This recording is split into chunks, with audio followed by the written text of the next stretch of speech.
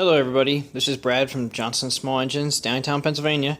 Have another one for you here. This is an Ariens tractor, just a normal Ariens 17.5 horsepower Briggs & Stratton engine. I'll lift it up here. If you ever come out to your shed or garage and you start seeing little stuffing coming out from your starter, coming out from underneath your blower housing right there, it's a little bit hard to see in this light. But you're right here, all this stuff. Do you ever see a lot of this? Okay, I mean, we're talking a lot. I'll show you the other side here. This is where the air filter went right here. And right in the back side here, where you see all that coming out. It's hard to do this without a stand, but right here, look at all this. This is stuffing from mice. This isn't their bedding or whatever. Now I'm going to pan back. Here's the engine. I'm going to show you it with the engine cover on. Be right back with you. Engine cover off. Look what they did. Alright, this is bad. This is where they make their homes in the wintertime. And depending on where you live, it can be worse or not. You may have bad mice, not mice, but right here, if you can see this, this is the ignition wire to the spark plug, okay? And as you can see, they've chewed right through. Can't really shine a flashy.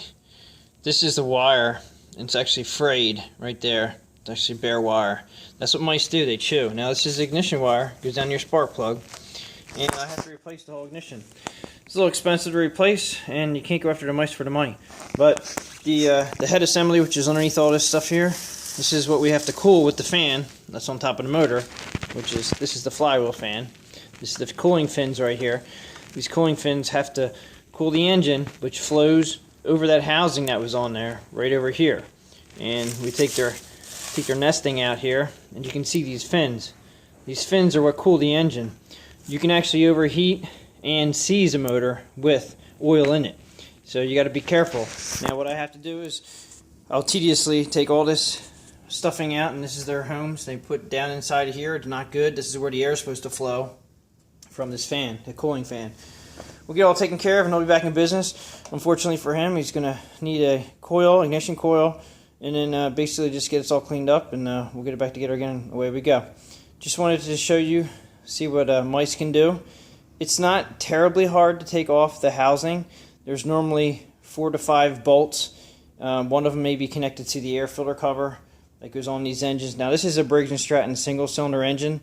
There's a lot of them out there, and it shouldn't be too bad to take them off. Just a couple 3/8 bolts. Sometimes they're a little tricky. I actually took this gas tank out, which was pretty easy to take out just to get to the bolts in the back of the engine.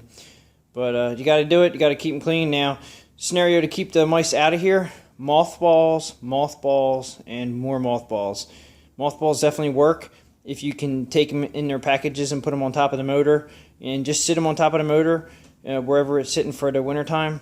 That helps keep them out. In fact, it should deter them from getting in there. Put them on the frame rails, anywhere around the frame of the engine.